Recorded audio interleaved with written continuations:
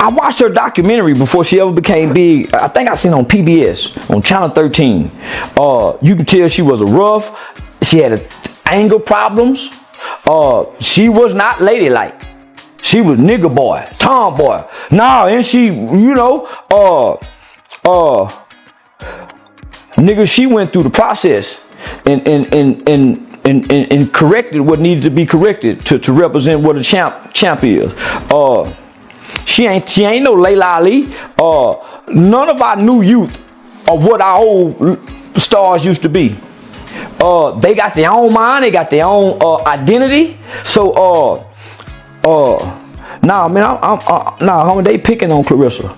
And can't nobody whoop her. So y'all, brace yourselves, because what you're about to hear is not a rumor, not a hot take, and definitely not some random internet noise. This is the moment where the story cracks wide open. Because when Charleston White opened his mouth, he didn't scream, he exposed. And that silence everyone thought meant loyalty, it just became the loudest confession of all. See, for years, the world was sold a perfect picture. A flawless champion, a power couple, a love story wrapped in success, money, and applause. But Charleston White steps in and quietly asks the question nobody else dared to ask. What if this was never love at all? What if it was strategy? What if it was positioning? What if the image mattered more than the truth? He didn't come swinging with insults. He didn't rant. He didn't beg for attention. He did something far more dangerous. He connected the dots. He reminded everyone that Claressa Shields wasn't born into polish and praise. She was raw, angry, unfiltered. And yes, she was reshaped not just into a champion, but into a brand. A brand that couldn't afford chaos. A brand that couldn't survive questions. And that's where this story turns dark. Because while the cameras stayed focused on boxing glory, something else was quietly taking control behind the scenes: money, perception, protection, and power. And standing right there wasn't just a partner. It was a gatekeeper. Someone whose silence wasn't accidental, it was strategic. Charleston White didn't accuse. He didn't point fingers. He did something worse. He let the pattern speak. He let the silence speak. And suddenly, the relationship everyone celebrated started to look less like romance and more like a calculated agreement. Because when love is real, it doesn't need this much control. When love is real, it doesn't need this much silence. And when love is real, it doesn't feel like a business contract with an expiration date. And from this moment on, nothing about Claressa Shields and Papoose looks the same. So Claressa Shields wants to have babies with Papoose while he's still married to Remy. They gonna look like African kids, Ugandan babies. Yeah. They ain't gonna know if them babies Nigerian, Jamaican, or Haitian. But they gonna have some pretty chocolate skin. Don't know if their hair gonna be too straight or wavy. They may have African hair. But they sure gonna be nigga kids. Yeah. They gonna be some smart kids that know how to fight. What made this moment so unsettling wasn't the volume of Charleston White's voice. It was the precision, the calm, the way he spoke as if he wasn't trying to convince anyone, only reminding people of what they had already been ignoring. This wasn't a rant.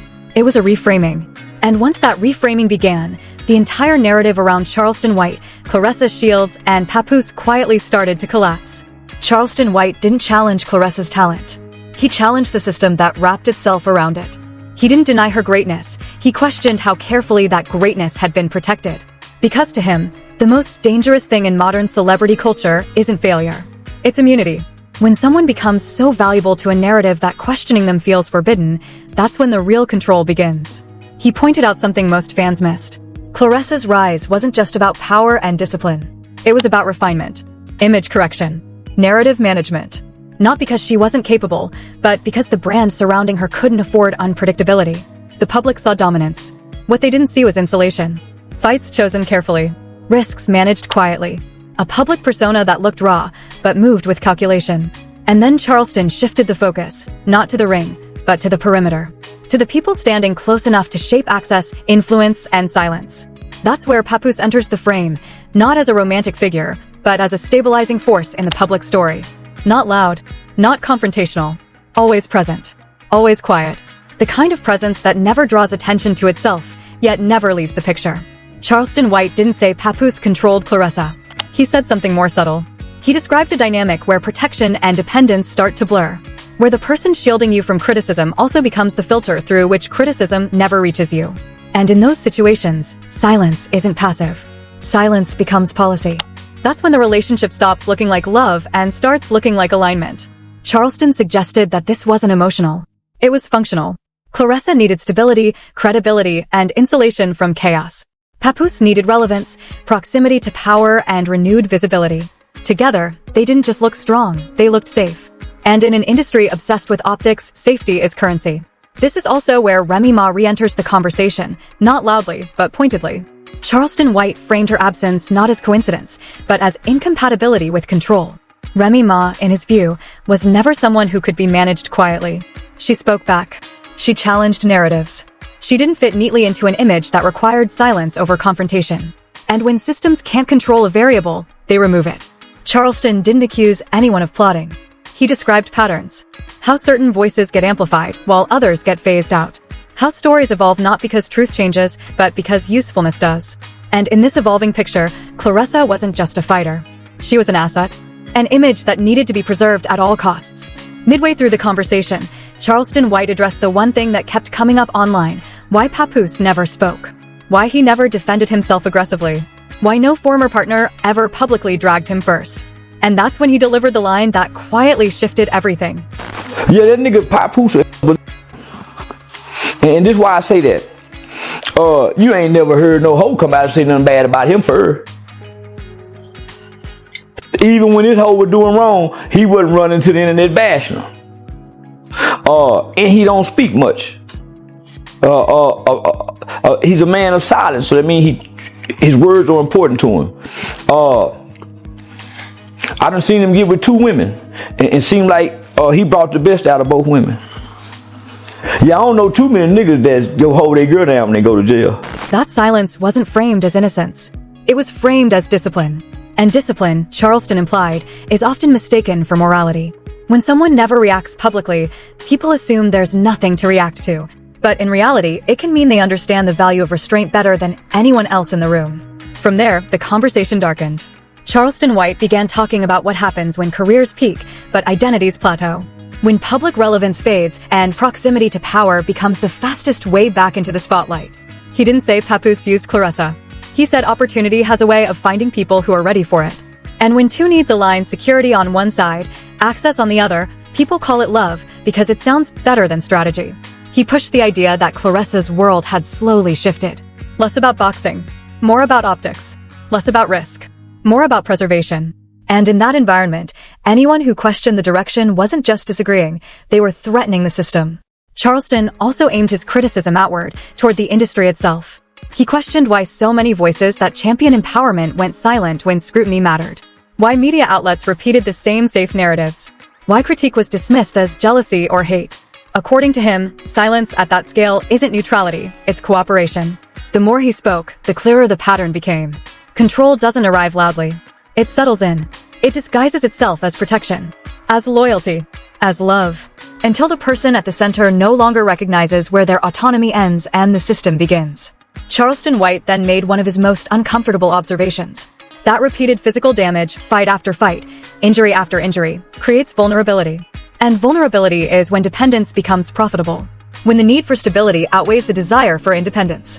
And the people closest to you become indispensable, not because they empower you, but because you can't imagine functioning without them. He didn't describe villains. He described incentives. And then he zoomed out. This wasn't just about Claressa Shields, or Papoose, or Remy Ma. This was about how modern relationships, especially public ones, are increasingly structured like contracts. Who brings value? Who offers protection? Who controls access? Who absorbs risk? And who gets replaced when the balance shifts? Charleston White ended this portion of his analysis by reframing the entire conversation. This wasn't a love story gone wrong. It was a business arrangement doing exactly what it was designed to do until it reaches expiration. Because when relationships are built on utility instead of trust, the collapse isn't emotional. It's procedural. And the most dangerous part? The truth doesn't explode. It leaks. Slowly. Quietly. And once it starts leaking, no amount of branding, PR, or silence can force it back inside. What makes this part of the story uncomfortable isn't what was said. It's what suddenly made sense. Because by the time Charleston White reached this point in his breakdown, the conversation had moved beyond personalities and into mechanics. Not who these people are, but how systems operate when power, money, and image collide. Charleston White didn't frame the relationship as chaotic. He framed it as efficient. And efficiency, in his view, is never romantic. It's deliberate. It's optimized. It's designed to reduce risk and maximize output. That's when the relationship between Claressa Shields and Papoose stopped looking emotional and started looking procedural. He pointed out something subtle but damning. When one partner controls access to media, to narrative, to criticism, they also control reality. Not by force, but by filtration. What gets through? What gets reframed? What never arrives at all? And the scariest part is that from the outside, it still looks like support. Charleston suggested that Claressa's environment had become increasingly curated. Fewer unscripted moments. Fewer uncomfortable questions. More protection disguised as loyalty. And in that kind of environment, love doesn't disappear. It just gets repurposed. It becomes leverage. Stability. Insurance. This is where he began discussing money, not greed, but structure. Because when one partner earns significantly more, the public rushes to assign motives. Gold digger. User. Opportunist. Charleston White rejected those labels outright, not to defend, but to clarify. He argued that the situation wasn't about taking money. It was about access to money without resistance. About being treated as if the resources are shared, even when they're not technically yours. That distinction matters, because it shifts the conversation away from theft and toward alignment.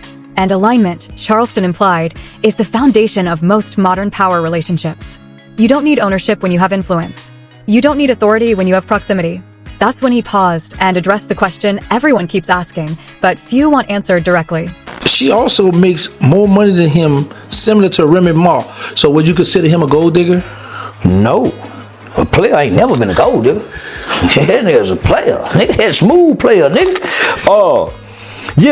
Now, man, now, you always supposed to play for the bank. My grandmama told me, if a woman really like you, it ain't nothing she won't do for you. Well, grandmama, how you know if she really like you? She'll give you her money. That line didn't land softly, because it reframed generosity as proof. Not manipulation, but validation. Charleston wasn't saying money buys love. He was saying love expresses itself through resources. And when someone has full access to your resources without friction, that tells you something about the power dynamic, whether you want to admit it or not. From there, he widened the lens again. Charleston White argued that the public obsession with who earns more completely misses the point. The real question isn't income. It's control. Who decides what stories get told? Who decides when silence is appropriate? Who determines when it's time to respond and when it's smarter to disappear? And in that structure, silence becomes currency. He described silence not as weakness, but as strategy. Loud people burn bridges. Quiet people own rooms. And in an industry addicted to spectacle, the person who never speaks often becomes the most protected because no one knows how to attack what never reacts. This is where Remy Ma re-enters the narrative again, not emotionally, but structurally. Charleston implied that Remy represented unpredictability. She spoke when she felt like it. She didn't sanitize conflict. She didn't smooth over tension for optics. And in systems built on brand safety, unpredictability is a liability. So when the story shifted away from her, it wasn't about love lost. It was about risk eliminated. Charleston White suggested that the industry didn't just tolerate this shift, it benefited from it. Cleaner narratives are easier to sell. Controlled relationships are easier to defend. And when critics speak up, they're labeled bitter, jealous, or hateful. That labeling doesn't need to be coordinated. It's automatic. It's cultural. The most chilling part of Charleston's breakdown came when he addressed how long this kind of arrangement can last. He argued that relationships built on utility don't collapse in scandal. They expire quietly. When the value shifts. When the protection becomes less effective. When the asset no longer needs the same gatekeeper. That's when silence stops working and leaks begin. And leaks don't ask permission. He emphasized that truth rarely arrives in one dramatic reveal. It arrives in fragments. In contradictions. In moments where the story no longer aligns with behavior. Where loyalty looks less like devotion and more like obligation. Charleston White also tied this back to physical cost. Repeated fights. Repeated injuries. Repeated recoveries. He argued that physical vulnerability often increases emotional dependence. And emotional dependence is where control becomes most profitable, not maliciously, but naturally. Because when someone is tired, injured, and under constant scrutiny, they stop questioning the structure that promises stability. And that's how systems sustain themselves. He ended this part of the conversation by reframing marriage itself, not as romance, but as contract. Not cynically. Practically. He argued that many relationships fail because people treat marriage like emotion, not infrastructure. Like feeling, not planning. And when feelings shift, everything collapses. In his view, When relationships are built like businesses, they survive storms. But when they're built like performances, they crumble the moment the audience changes. And that's the final discomfort in the story. Because if this was never love, if it was alignment, then the silence wasn't betrayal. It was policy. And policies don't apologize. They just end when they're no longer useful. Charleston White didn't tell the audience what to believe. He didn't demand conclusions. He simply laid out the mechanics and let the implications breathe. And once you see the pattern, you can't unsee it. By the time Charleston White reached this stage of the conversation, the damage was already done. Not because of what he accused anyone of, but because of what he made impossible to ignore. The story no longer belonged to Claressa Shields, Papoose, or Remy Ma as individuals. It had become something much larger. A pattern. A system. A familiar ending that people recognize only after it's too late. Charleston White didn't say this relationship would fail. He suggested something colder. That it was never designed to last. That it had a function, a lifespan, and a quiet exit strategy built into it from the beginning. And once you accept that possibility, every moment that once looked romantic starts to feel transactional. He spoke about how modern celebrity relationships are structured to absorb pressure, not emotion. They're not built for honesty, they're built for optics. For headlines. For protection against backlash. And in that environment, authenticity becomes a liability. Vulnerability becomes a risk. Silence becomes the safest currency anyone can hold. This is where Charleston's commentary turns almost clinical. He describes how public-facing couples aren't measured by love, but by utility. Who stabilizes the brand? Who calms the storm? Who absorbs criticism without generating new ones? And once those questions replace affection, the relationship is already operating as a contract, even if no one ever signs a paper. That's when the idea of expiration enters the conversation. Charleston White suggested that relationships like this don't implode publicly. They wind down privately. There's no dramatic breakup announcement. No explosive scandal. Just distance. Delayed appearances. Carefully worded silence. The same way companies quietly phase out a product they no longer need to defend. And what makes it disturbing is how familiar that process feels. He pointed out that the public often mistakes longevity for loyalty. But longevity in controlled environments doesn't mean commitment, it means effectiveness. It means the arrangement is still serving its purpose. Once it stops, the protection fades. The silence cracks. And what was once untouchable becomes open to questioning. Charleston didn't predict a downfall. He explained inevitability. Because when a relationship is built on alignment instead of truth, it can't survive change. If the money shifts, if the relevance shifts, if the narrative shifts, the bond doesn't adapt, it dissolves. Quietly, cleanly, without apology. And then he said something that reframed everything that came before it. He argued that most people don't realize they're in a transactional relationship because transactions don't always look like exchanges. Sometimes they look like favors. Like protection. Like being shielded from criticism. Like having someone else handle the noise while you focus on performance. But every transaction has a cost. And the cost, in this case, was autonomy. Charleston White implied that Claressa Shields didn't lose her independence overnight. It eroded slowly. Through decisions made for her own good. Through filtered access. Through voices being labeled jealous, bitter, or irrelevant before they could even be heard. And the most dangerous part of that erosion is that it feels like safety while it's happening. He also returned to the idea of physical toll, how repeated injuries don't just affect the body, but the psyche. Pain narrows perspective. Fatigue reduces resistance. And in that state, dependence feels reasonable. Necessary, even. Especially when someone nearby is ready to manage the world on your behalf. That's when Charleston's commentary stopped being about celebrities and started sounding like a warning. He suggested that this pattern repeats across industries. Music, sports, politics. Anywhere image matters more than truth. Anywhere silence is rewarded. Anywhere questioning the structure is framed as betrayal. And once you see it, you start seeing it everywhere. Charleston White didn't spare the audience from responsibility either. He spoke about how fans participate in the system. How applause discourages scrutiny. How defending an image becomes more important than protecting a person. How questioning a narrative is treated like hate instead of curiosity. He implied that silence isn't just enforced from above, it's reinforced from below. The conversation then drifted toward legacy. What happens when the story ends? What remains when the brand no longer needs defending? Charleston suggested that the most painful realizations don't come during the peak, but after. When the applause fades. When protection is no longer necessary. When people finally ask the questions they were told not to ask before. And by then, the answers don't matter as much as the regret. He ended his breakdown by circling back to marriage, not as romance, but as infrastructure, as planning, as accountability, as shared risk. He argued that when relationships are treated like emotions, they collapse under pressure. But when they're treated like responsibilities, they endure. The irony, he suggested, is that many people reject the idea of marriage as a contract while unknowingly entering relationships that function exactly like one, just without transparency. And that's what makes this story unsettling. Because if this was never love, if it was alignment, then nobody necessarily did anything wrong. They just played their roles. They followed incentives. They protected value. They maintained silence. Until silence stopped working. Charleston White didn't close with anger. He closed with clarity. He didn't tell the audience what would happen next. He reminded them that systems don't collapse from exposure, they collapse from irrelevance. When the cost of maintaining them outweighs the benefit.